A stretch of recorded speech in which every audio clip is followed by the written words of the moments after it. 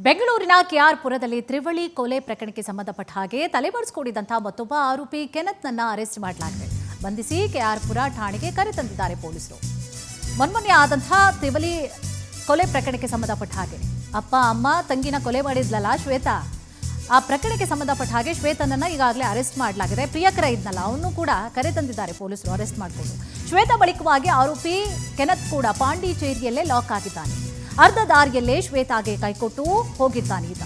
ತ್ರಿವಳಿ ಕೊಲೆಯಲ್ಲಿ ಕೆನತ್ತ ಪಾತ್ರದ ಬಗ್ಗೆ ತೀವ್ರ ವಿಚಾರಣೆಯನ್ನ ನಡೆಸಲಾಗ್ತಾ ಇದೆ. 3 ದಿನದ ಹಿಂದೆ ಪಾಂಡಿಚೇರಿಯಲ್ಲಿ ಶ್ವೇತಾ ಬಂಧನ ಆಗಿರುತ್ತೆ. ಇಬ್ರು ಕೂಡ ಬೇರೆ ಬೇರೆ ಹೋಗಿರ್ತಾರೆ. ಒಂದೇ ಕಡೆ ಹೋದ್ರೆ ಸಿಕ್ಕಾಕೊಳ್ತೀವಿ, ಬೇರೆ ಬೇರೆ ಹೋಗೋಣ ಅಂತ, ಅಥವಾ ಕೈಕೊಟ್ಟು ಹೋಗಿರುವಂತಹ ಸಾಧ್ಯತೆ ಕೂಡ ಇದೆ. ಎಸ್, ಈಗಾಗಲೇ ಕೆನತ್ ಏನು ಅರೆಸ್ಟ್ ಆಗಿದ್ದಾನೆ. ಸೊ ಇದು ಪವರ್ ಟಿವಿಗೆ ಮಾತ್ರ ಲಭ್ಯ ಆಗಿರುವಂತಹ ವಿಜುವಲ್ಸ್ ಅನ್ನ ಕೂಡ ಗಮನಿಸ್ತಾ ಇದ್ರಿ. ಈತನೇ ಶ್ವೇತಾ ಇದ್ಲಲ್ಲ, ಶ್ವೇತಾ ಕೊಲೆ ಮಾಡಲಿಕ್ಕೆ ಸಹಕಾರವನ್ನು ಕೊಟ್ಟಿದ್ದ. ಪ್ರಿಯತಮೆ ಹಿಂಗೆ ಕೊಲೆ ಮಾಡ್ತಾಳೆ ಅಂತಂದರೆ ಹೋಗುದು ಉಪ್ಪಾಕದ ಬಿಟ್ಟು ಮಾಡಬಾರ್ದು ಹಿಂಗೆಲ್ಲ, ಅಪ್ಪ ಅಮ್ಮ ನಾಳೆ ನನಗೂ ಮಾಡೋಳೆ ನೀನು, ಹಿಂಗೆಲ್ಲ ಮಾಡಬೇಡಮ್ಮ, ತಂಗಿನ ಕೊಲೆ ಮಾಡ್ತಾರ ಯಾರಾದರೂ, ನಾವು ಸಪ್ರೇಟಾಗಿ ಇದ್ಕೊಳ್ಳೋಣ ಮಾಡೋಣ ಅಂತ ಹೇಳೋದನ್ನು ಬಿಟ್ಟು, ಬುದ್ಧಿವಾದ ಹೇಳೋದು ಬಿಟ್ಟು ಅವಳಿಗೆ ಸಹಕಾರವನ್ನು ಕೊಟ್ಟಿದ್ದಂಥ ಪುಣ್ಯಾತ್ಮ ಈತ. ಪವರ್ ಟಿವಿಗೆ ಮಾತ್ರ ಸಿಕ್ಕಿರುವಂತಹ ವಿಜುವಲ್ಸ್ ಅನ್ನ ಕೂಡ ಗಮನಿಸ್ತಾ ಇದ್ದೀರಿ. ಈತನೇ ಕೆನತ್ ಪಾಂಡಿಚೇರಿಯಲ್ಲಿ ಅರೆಸ್ಟ್ ಮಾಡಿಕೊಂಡು ಕರೆತಂದಿದ್ದಾರೆ. ಈಗಾಗಲೇ ಪೊಲೀಸರು ಹೆಚ್ಚಿನ ವಿಚಾರಣೆಯನ್ನು ಕೂಡ ನಡೆಸಲಾಗ್ತಾ ಇದೆ. ನಿನ್ನ ಪಾತ್ರ ಎಷ್ಟು ಇದರಲ್ಲಿ ಅಂತ ಪೊಲೀಸರು ವಿಚಾರಣೆ ಮಾಡ್ತಾ ಇದ್ದಾರೆ.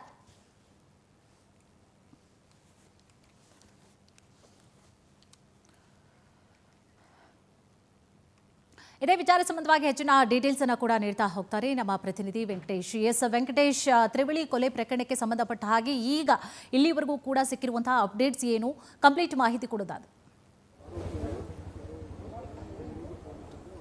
ಕುಸುಮ, ಕೇರ್ಪುರಂನಲ್ಲಿ ನಡೆದಂತಹ ತ್ರಿಬಲ್ ಮರ್ಡರ್ ಕೊಲೆ ಪ್ರಕರಣ ಸಂಬಂಧಪಟ್ಟಂತೆ ಆರೋಪಿಯಾಗಿದ್ದಂತಹ ಕೆನತ್ನನ್ನು ಕೂಡ ಈಗ ಪೊಲೀಸರು ಪುದುಚೇರಿಯಲ್ಲಿ ಅರೆಸ್ಟ್ ಅನ್ನು ಮಾಡಿರುವಂತಹದ್ದು. ಈಗಾಗಲೇ ಅದಕ್ಕಾಗಿ 6 ವಿಶೇಷ ತಂಡಗಳನ್ನು ಕೂಡ ರಚನೆ ಮಾಡಿದ್ರು. 4 ದಿನಗಳ ಹಿಂದೆ ಪ್ರಮುಖ ಆರೋಪಿಯಾಗಿದ್ದಂತಹ ಶ್ವೇತಾವನ್ನು ಕೂಡ ವಶಕ್ಕೆ ಪಡೆದು ಪೊಲೀಸರು ಕರೆತಂದ್ರೆ ಇದೀಗ ನಿನ್ನೆ ಕೂಡ ಇದನ್ನು ವಶಕ್ಕೆ ಪಡೆದಿದ್ದಾರೆ. ಅಲ್ಲಿ ಪುದುಚೇರಿಯಲ್ಲಿ ಓಡಾಡುತ್ತಿದ್ದಂತಹ ಸಂದರ್ಭದಲ್ಲಿ ಏನು ಪಾಂಡಿಚೇರಿ ಪೊಲೀಸರ ಒಂದು ಸಹಾಯದಿಂದಾಗಿ ನಮ್ಮ ಬೆಂಗಳೂರು ಪೊಲೀಸರು ಕೂಡ ಆತನನ್ನ ವಶಕ್ಕೆ ಪಡೆದಿದ್ದಾರೆ. ಇವತ್ತು ಆತನನ್ನು ಕರ್ಕೊಂಡು ಬಂದು ನ್ಯಾಯಾಧೀಶರ ಮುಂದೆ ಹಾಜರುಪಡಿಸಿ ಕಸ್ಟಡಿಗೆ ಪಡೆದು ವಿಚಾರಣೆ ಮಾಡುವಂತಹ ಕೆಲಸವನ್ನು ಕೂಡ ಮಾಡ್ತಾರೆ. ಕೊಲೆ ಮಾಡಿದ ನಂತರ ಇಬ್ಬರು ಆರೋಪಿಗಳು ಕೂಡ ತಾವು HL ನಲ್ಲಿದ್ದಂತಹ ಒಂದು ಅಪಾರ್ಟ್ಮೆಂಟ್ಗೆ ತೆರಳಿ ಅಲ್ಲಿಂದ ಬೈಕ್ನ ಮೂಲಕವಾಗಿ ಅವರು ಪುದುಚೇರಿಗೆ ಎಸ್ಕೇಪ್ ಆಗಿದ್ರು. ಅಂದ್ರೆ ತಿರುವಣ್ಣಾಮಲೈ ಹೊಸೂರು ಮೂಲಕವಾಗಿ ಅವರು ಅಲ್ಲಿಗೆ ತೆರಳಿದ. ಅದಾದ ಬಳಿಕ ಕೂಡ ಇಬ್ರು ಡಿವೈಡ್ ಆಗಿದ್ರು. ಮೊನ್ನೆ ಶ್ವೇತಾಳನ್ನು ಕೂಡ ಪೊಲೀಸರು ವಶಕ್ಕೆ ಪಡೆದಿರು. ಅದಾದ ಬಳಿಕ 3 ದಿನಗಳ ಬಳಿಕ ಕೂಡ ಈತ ಪತ್ತೆ ಆಗಿರುವಂತಹದ್ದು. ಈತನ ಪತ್ತೆಗಾಗಿ ಕೂಡ 3 ವಿಶೇಷ ತಂಡಗಳನ್ನು ಕೂಡ ರಚನೆ ಮಾಡಿದ್ರು. ಸದ್ಯ ಯಾಕಂತ ಹೇಳಿದ್ರೆ ಈತ ಮೂಲತಃ ಹಲ್ಲೆಯವನಾಗಿರೋದ್ರಿಂದ ಸಹಜವಾಗಿಯೂ ಕೂಡ ಅಲ್ಲಿನ ಒಂದು ಸ್ಥಳೀಯರಿಗೂ ಕೂಡ ಗೊತ್ತಿರಬಹುದು ಅನ್ನುವಂತ ನಿಟ್ಟಿನಲ್ಲಿ ಕೂಡ ಬೇಸಿಕ್ ಪೊಲೀಸಿಂಗ್ ಅನ್ನು ಕೂಡ ಮಾಡಿದ್ರು.